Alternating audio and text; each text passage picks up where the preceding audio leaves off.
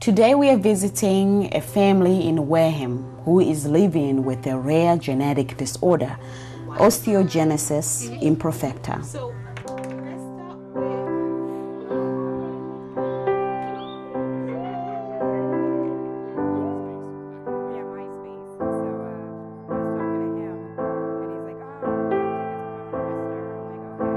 For decades, Cheryl has been living with excruciating pain without understanding why. Growing up, her parents misunderstood her discomfort. Your parents dismissed that. They thought, yep.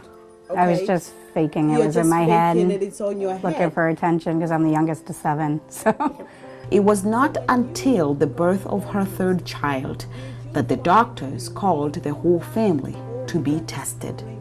When she was born, what did they tell you? Well, they told me when I was pregnant with her to abort her and give her up because she's a burden. She came out, she was born with 16 broken bones additional. So then they asked, was there any other breaks within the family? At that point in time, my son had breaks, but when he had his first break at 2, but they chalked it up to boys will be boys. And my oldest, Savine, she had 2 dislocated hips at birth, but it was not found until later on because I kept calling the doctor because she would scream bloody murder all day long, and I kept telling there's something wrong with this kid, and the pediatrician kept telling me that I'm just a nervous first-time mother. Well, when she had an ear infection, the on-call pediatrician discovered she had 2 dislocated hips the whole time. So they put her in a brace that she wore for the first 1.5 years to straighten out, to put her hips back where they need to be. They were all advised to go through collagen biochemical test, also known as skin biopsy. The test examines collagen proteins made by skin cells and requires a small skin sample. So at that point, you're a grown woman, you gave birth, you still do not know that you have this condition. No, it takes a long time for the test to come back. I have this dot, I don't know if you can see it, but they take a piece of your skin and they grow it up over a period of time. So it takes about 1 year for the test to come back. And after a year, the results read that Cheryl and her children all have been diagnosed with a rare genetic disorder called Osteogenesis Imperfecta. The actual term, Osteogenesis Imperfecta, means imperfect bone formation. People with this condition have bones that break easily and often from mild trauma or with no apparent cause. Cheryl was diagnosed with type 1. It is the mildest and most common form of the disorder. It accounts for 50% of the total Osteogenesis Imperfecta population. So when you got the diagnosis, did you find relief from that, or did that just bring on even more questions? No, it was relief because I felt like I was crazy my whole life because nobody believed me. So when I finally got the diagnosis, I was like, oh, thank God. You know, I mean, not thank God I had the OI, but thank God there was a reasoning to it. Haley was diagnosed with both type 2 and type 3. Type 2 is the most severe form of the disorder. Infants with type 2 usually die within weeks of delivery. They told me she would make it 2 weeks at birth, if that, take her home, love her, and that's it. Mine is extremely rare. There's only, myself included, there's only 6 of us left with the rare type that I do have. And with my type, I'm also a little person on top of having the OI. Okay. So I kind of have different challenges than my sister and my brother. James was diagnosed with type 1. He has had over 150 broken bones. Life growing up came with specific limitations.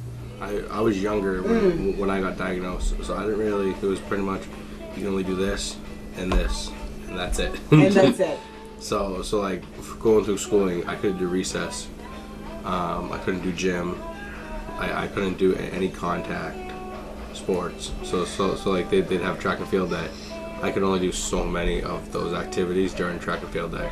James's 3-year-old daughter is also diagnosed with osteogenesis imperfecta type 1, and so far she has suffered through 6 broken bones.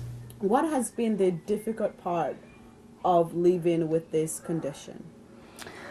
I have to say, part of the problem that you have, because unlike Haley, she's a little person, but with us, we look fine to people. It's always explaining yourself with this condition. You always got to explain this, explain that, explain this, explain that. Yes, you're educating people. It's exhausting. But it's exhausting. It is. You need a nap after explaining a few things. What have they said in terms of the progression, especially for you too? What does this mean as you age? It starts off with when you're younger, it's somewhat slow. Okay. Hit puberty, it picks up a little bit, slows down, and then as you get older, it picks back up. That's what happened with me. It's like a roller coaster. What do you feel the condition has taken away from you? The limitations on certain things. Yeah. Yeah. With me, I have COPD now because of it. And I feel like it's taken some of my, like people, like they invite you to weddings and they invite you to birthday parties. And, you know, when you say you can't go because your kid's broken or you're broken, and you just feel awful because, you know, you can't get out to do things that other people can do. Yeah. What are you guys afraid in relating to this condition? I don't think there's any more fears anymore. Yeah. We've lived through them all. Yeah. Really, James? I Really? think there is one fear for me, and that's not knowing when Yeah, the for her. next surgery or next break's coming. That's probably my fear. Is between me and Mom, we're racking up surgeries. I'm on 27. She's on 27. They modified their house to accommodate Haley and Cheryl downstairs to minimize accidents. Okay, guys, so I'm going to show you guys my room. So everything is modified to my size. I have my chair right here. So when I'm broken, I don't just have to sit in bed. I can just sit and still not be in bed. So my bed is lowered. My dad actually had to customize my bed. So my bed is just a steel frame, but they cut the wheels off. It's lower, and I can just sit easily. Yes, you can get in and out from your bed easily. Yeah. And in many ways, Haley is just a normal 20-year-old young woman with friends, interests, and on the quest of finding her footing in the world. Who did all this, Haley? Look at this decoration. Some of this decoration, actually, I cannot take all the credit. Okay. I have to give a lot of credit to my best friend, Greg. He customized my bedroom. He did all that. He put Love all and this- hope. Love and hope is something that I say all the time. Because, you know, without hope, you need love. So I do that constantly, and then always I'm blessed. And then over here, you have my Girl Scout awards. I have the 2 highest awards you can get in Girl Scouting, which is your silver and gold award. And then I also have Santa Clara's University business course. So I'm doing that, and then I'll start photography very soon. Oh, yeah. So tell me about may I see? Oh, of course. So tell me about your photography business. Yes, my photography business, it is going to be called Hot Wheels Photography. Okay. But it will be a hobby, not a business. Due to my breaks, it would just be really hard to manage the business stuff. So And what do you enjoy about taking pictures? I just love capturing the moments that, you know, you have with your family. I also have seizures on top of my bone disorder. So I was in a coma for 5 days, not knowing if I was going to live or not. My parents basically got told, you could either pull it or you can, you know, see if she'll live. And thank God I lived through that. But my brain is stuck at a 5th grade level. What does that mean to you to be told your brain is stuck at a 5th grade level? it's kind of still kind of crazy to think after all these years what I've accomplished. You know, my brain being stuck at 5th grade and not being able to go past that. I'm common sense smart, not book smart. But who needs to be book smart? Right. There's That's not how my enough friend- common sense out there anyways. Well, my best friends, they're really good at keeping me grounded and relaxed, and they also know when I'm broken. Like, I just need, like, them right there. How often do you feel broken? At least every other month. Right now, I'm still battling a foot break. Haley has been defying the odds since birth, and her spirit is growing stronger and stronger with each victory. You know, I feel like, well, I don't feel, but I see this. You are such a positive person. Try to. You are just amazing, and it seems that you have made peace with who you are. Yeah. There was a time I was about 16 and I was going through a really, really bad break, and I kind of didn't know what to do at that point. But my best friends that I've had since 7th grade have always stayed by my side, and the day of the surgery, they all called me at 4:30.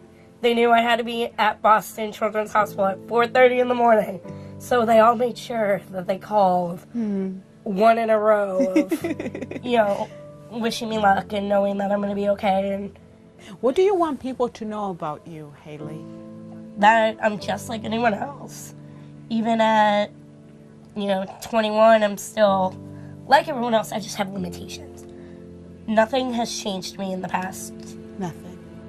While the number of people affected with osteogenesis imperfecta in the United States is unknown, the best estimate suggests a minimum of 20,000 and possibly as many as 50,000 people.